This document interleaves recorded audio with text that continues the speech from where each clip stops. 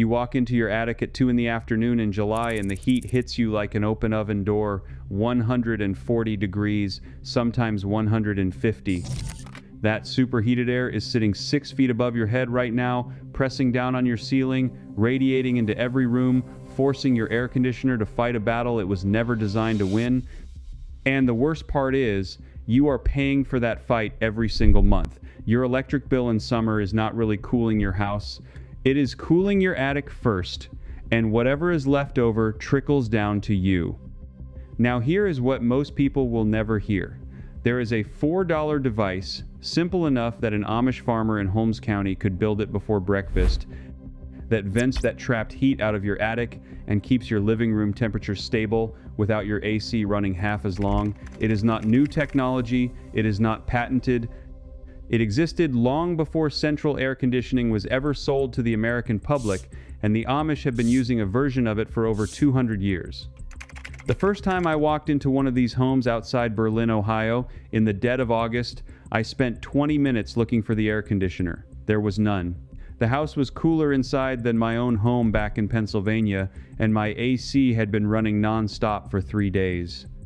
I want to tell you exactly what I found in that attic, exactly what document from 1938 confirms the principle, and exactly how you can do this in your own home this weekend without a permit, without a contractor, and without spending more than the price of 2 cups of coffee. This works whether your house was built in 1962 or last year. You already own everything you need except one small part. Let me take you back to that house outside Berlin. The man who built it was named Eli Miller, 3rd generation Amish, and he was in his 70s when I met him. He walked me up a narrow staircase to the attic and pointed at the gable end of the roof. There was a wooden box, hand-built, with slats cut at an angle, and inside that box was a small fan. The fan was not running on electricity from the grid. It was running on a tiny photovoltaic panel mounted to the south face of the gable, no bigger than a dinner plate. When the sun hit that panel, the fan spun. When the sun was strongest, the fan spun fastest. And when the sun went down, the fan stopped because the attic had already cooled. Eli looked at me and said, "The heat wants to leave. You just have to let it." That was the entire lesson. The heat wants to leave. Your job is not to fight it with refrigerant and compressors and $10,000 of HVAC equipment. Your job is to open the door and let it go. Here is what the research from the Department of Energy and the Florida Solar Energy Center has confirmed over and over. A vented attic with proper airflow can stay within 10 to 15 degrees of outside ambient temperature. An unvented attic in direct summer sun reaches 150 degrees on the regular. That 50 to 70 degree difference is what is destroying your electric bill. Every degree above 90 in your attic pushes another watt of demand into your air conditioner. Multiply that across an 8-hour cooling cycle, multiply that across 30 days, and you are looking at the difference between a $200 summer bill and a $600 summer bill. The Amish did not invent attic ventilation. What they did was preserve it. The original American farmhouses of the 1800s were built with gable vents, ridge vents, and soffit vents as standard practice. Builders understood that a house breathes. The roof was designed to release heat the same way a chimney releases smoke. Then, somewhere around 1955, the residential construction industry decided that sealing houses tighter would sell more air conditioning units. And they were right. They sold a lot of air conditioning units. They also sold you a problem you did not have to have. The $4 device is not really one device. It is the missing piece that turns your existing attic into the same passive cooling system the Amish have used for generations. And once you understand the principle, you will never look at your roof the same way again. But before I show you exactly what to buy and where to put it, you need to understand why nobody told you this before. In 1938, a man named Everett Schumann, working at the Pennsylvania State College Building Research Lab, published a study on residential attic ventilation. The study documented something simple. Houses with passive cross-ventilation in the attic space stayed measurably cooler in summer and used dramatically less energy. The study recommended that every American home include a minimum of 1 square foot of net-free vent area for every 150 square feet of attic floor. That ratio, 1 to 150, became the gold standard. Builders followed it for decades. Then something changed. By the early 1970s, As central air conditioning became standard in new construction, the ventilation requirements quietly loosened. Insulation companies, who had no interest in heat being allowed to escape your attic, pushed harder and harder for sealed envelope construction. The fiberglass industry alone was worth billions, and every dollar of profit depended on selling you the idea that more insulation, packed tighter, was the only answer to high energy bills. Ventilation became an afterthought. By 1991, when the radiant barrier technology that NASA had developed for the Apollo program was quietly removed from most residential building guides, the suppression of passive cooling knowledge was nearly complete. I am not telling you this to make you angry, although it should. I am telling you this because you need to understand why a $4 fix sounds too good to be true. It sounds too good to be true because for 50 years, a multi-billion-dollar industry has spent every advertising dollar it has convincing you that cooling your home requires expensive equipment, professional installation, and a monthly tribute to the utility company. The Amish never bought that story. They never had to, because they never had a utility bill in the first place. What Eli Miller built in his attic, what every old-order Amish home in Lancaster County and Holmes County has been using for over 200 years, is a thermodynamic principle called the stack effect. Hot air rises. When you give it a path to leave at the top of your house and a path for cooler air to enter at the bottom, the entire attic becomes a chimney. Heat exits on its own, pulled by physics, not by electricity. The cooler air flowing in keeps the attic temperature close to outdoor ambient, your ceiling stays cool, your air conditioner stops fighting a losing battle, your bill drops by 30 to 40%, sometimes more. The $4 piece is a simple thermostatic switch, the kind sold at any hardware store, wired to a small 12-volt DC fan and a salvaged or cheap solar panel. The fan goes in the gable vent you already have. If you do not have a gable vent, the cost goes up by about $20 for a vent kit, but the principle stays the same.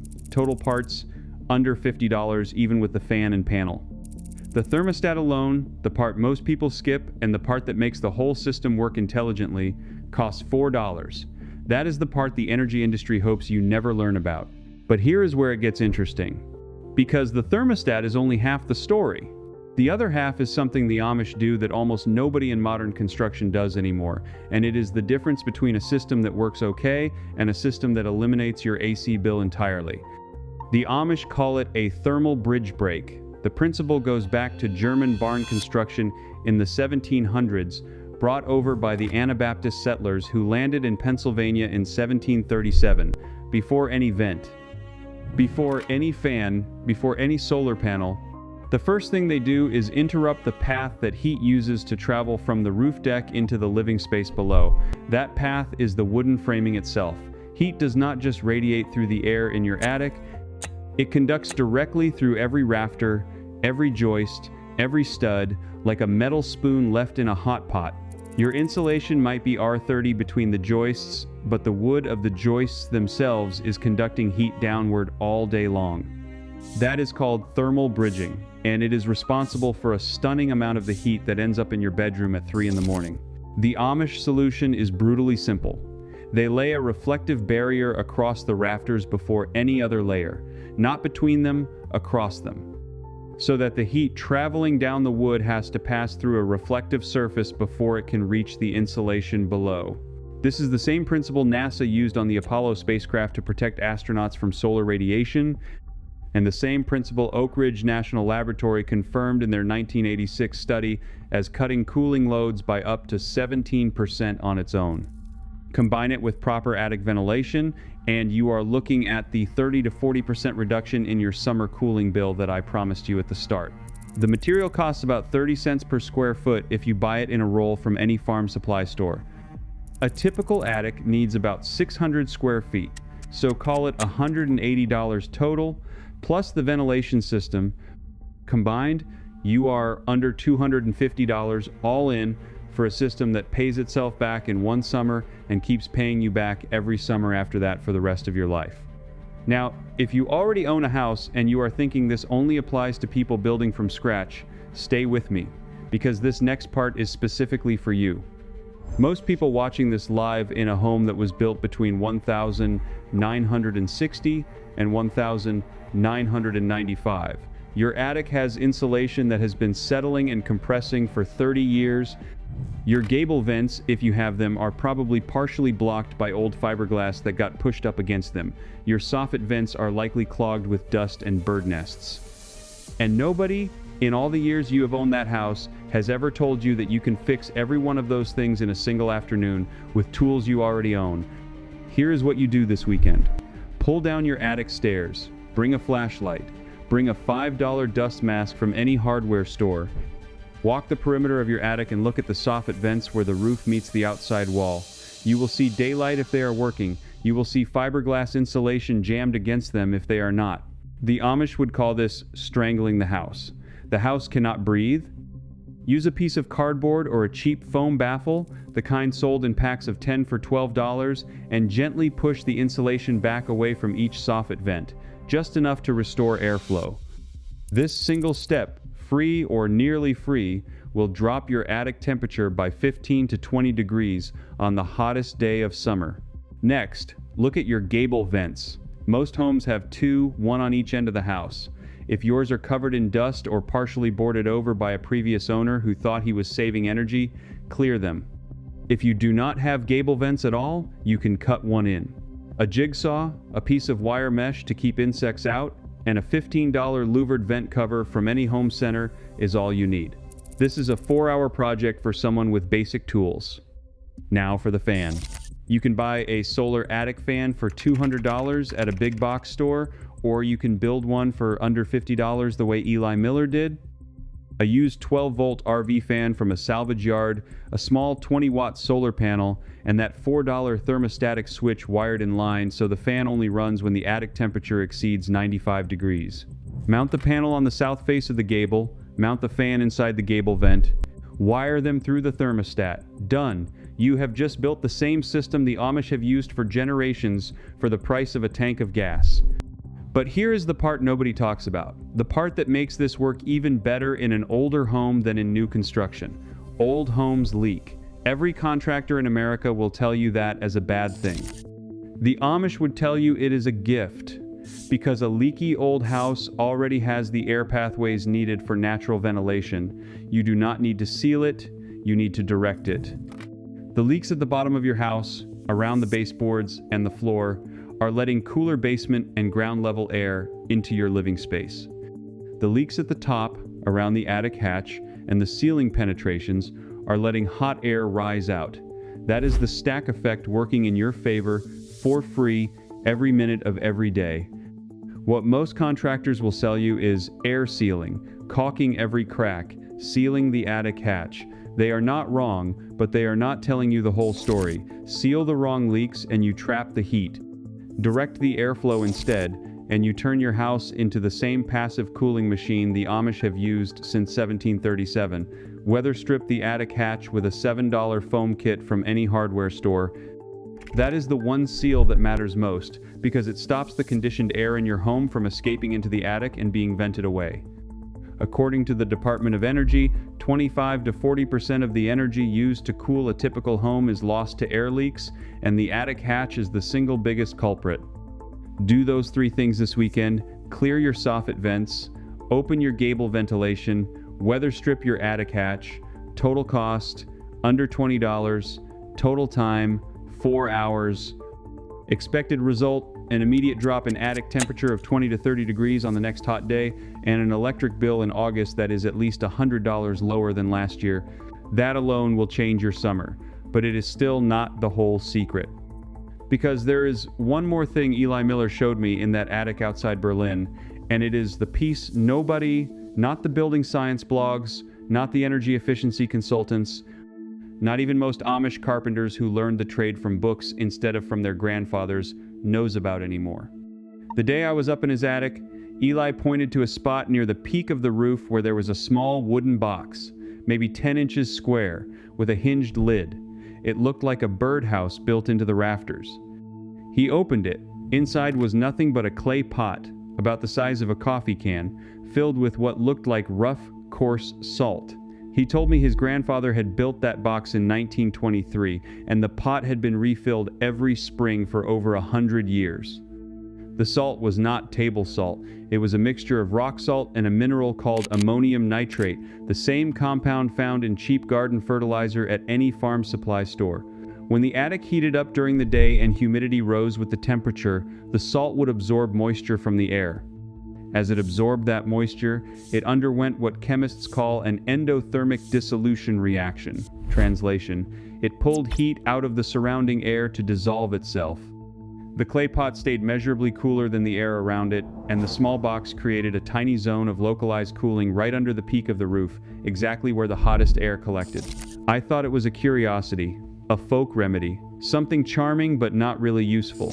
Then I read about a new product called Nescod, profiled in a 2024 Economic Times article that uses exactly the same principle, ammonium nitrate dissolving in water, absorbing heat, providing electricity, free cooling.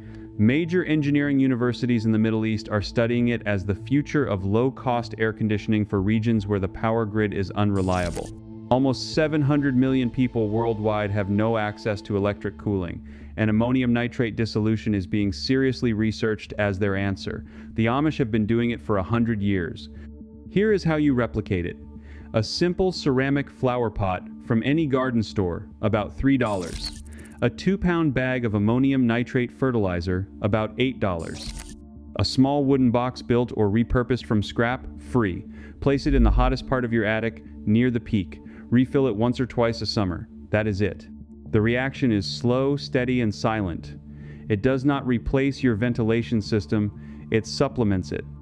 It removes both heat and humidity from the air at the very top of your attic, exactly where the worst of both collect, and it does so using a principle of chemistry that was understood and applied by Pennsylvania Dutch farmers 100 years before it was rediscovered by a tech company in 2024. This is the piece the energy industry truly does not want you to know about. A solar fan they cannot stop you from buying. A radiant barrier they tried to bury but cannot unpublish from the Oak Ridge research files. But a clay pot of fertilizer salt sitting in a wooden box in your attic, doing the work of a small air conditioner for under $15 a year? That is the kind of knowledge that makes their entire business model look ridiculous. There is no patent on it. There is no contractor to certify it. There is no permit to file. It is just chemistry, and it has been sitting in Amish attics for over a century, while you and I were sold a story about how cooling a house was impossible without sending $300 or $400 a month to the electric company. Eli told me his grandfather learned the trick from an old German immigrant who had used it in the bakeries of Lancaster in the 1890s before electric refrigeration. The bakers used the same principle to keep their flour storage rooms cool and dry through the summer. Lose the flour to humidity, you lose your livelihood. So they figured out a way, with a few cents worth of farm chemistry, to keep an entire room 10 degrees cooler than the air outside. When the Amish settled in greater numbers in Holmes County in the early 1900s, that knowledge came with them, and the families who remembered it tucked it into the corners of their homes and never told anyone outside the community. The first summer I tried it in my own attic in Pennsylvania, I was skeptical. I built the box, I bought the fertilizer, I set it up under the gable peak. Then I did what any rational person would do. I put a digital thermometer in the box and another one 6 feet away in the open attic, and I checked both every day for a month. The box stayed an average of 7 to 9 degrees cooler than the surrounding attic air. On the hottest day of August, when the open attic hit 138 degrees, the air inside the box was sitting at 129. That 9-degree difference, multiplied across the entire peak of the attic where the worst heat collects, dropped my upstairs bedroom temperature by an honest 4 degrees overnight. My air conditioner ran 2 hours less per night. My August bill, compared to the previous August in the same house with the same thermostat setting, was $170 lower. $170 lower in a single month. From a clay pot, a bag of fertilizer, a wooden box, a salvaged fan, a small solar panel, and a $4 thermostatic switch. The total investment was under $60. The payback was less than 30 days. This is what they took from us. Not just the techniques, the confidence, the belief that an ordinary man with a tape measure and a screwdriver could solve his own problems without writing a check to a corporation. The Amish never lost that confidence because they never accepted the trade in the first place. They kept the knowledge alive in plain sight, in their attics and their barns and their bakeries, while the rest of America was being sold the idea that comfort required dependence. You do not have to keep paying for what physics gives away for free. You do not have to keep cooling an attic before you can cool your bedroom. You do not have to keep believing that the only way to lower your bill is to buy a more expensive air conditioner. The heat wants to leave, your job is to let it. If you are the kind of person who believes that real knowledge has been quietly pushed aside to protect someone else's profit, you already know what to do next. Walk up to your attic this weekend. Look at your soffit vents, look at your gable vents, look at your attic hatch, then decide whether you want to spend another summer feeding the same machine, or whether you want to do what an Amish farmer in Holmes County has been doing for 3 generations and take back control of your own house. I want to know one thing in the comments. What temperature does your attic hit on the hottest day of summer? Pull out a thermometer, climb up there, and tell me the number. I will read every single one, and I will tell you exactly what the Amish would do about it. Type the number below. I want to see how bad it really is across the country, because I have a suspicion the numbers are going to shock all of us. And if you found something in this video that you have never heard anywhere else, you are not alone. There is a quiet movement of people, men in their 50s and 60s and 70s, who are walking away from utility dependence one piece at a time, recovering the knowledge their grandfathers had and their fathers were never taught. Subscribe to this channel and you join that movement. Next time, I am going to show you the Amish winter heating system that runs on 2 logs of firewood for 24 hours and the specific stone construction method used by builders in Lancaster County since 1742 that keeps a house warm overnight without a furnace running. It is the other half of the system that eliminates your energy bill entirely. And once you see how the summer piece and the winter piece work together, you will understand why the Amish have never paid an energy bill and you never had to either. The knowledge was always there. They just hoped you would stop looking for it. You found it anyway. Now use it.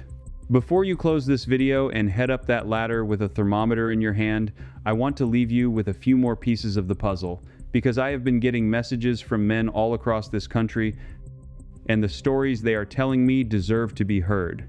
A gentleman named Raymond Stoltzfus, 73 years old, living outside Gap, Pennsylvania, wrote to me last August. His attic, on a 98-degree afternoon, measured 104 degrees. 104. My attic in a regular suburban house outside Columbus hit 147 that same week. Think about that difference. 33 degrees cooler, in the same climate, in the same month, under the same sun. The only difference was the ridge slot, the soffit gap, and the cupola Raymond's grandfather built in 1948 out of white oak and copper flashing. That cupola has been moving air through that house for 77 years without a single moving part, without a single repair, without a single dollar paid to an electric company. Compare that to a man named Dale who wrote me from Phoenix, Arizona.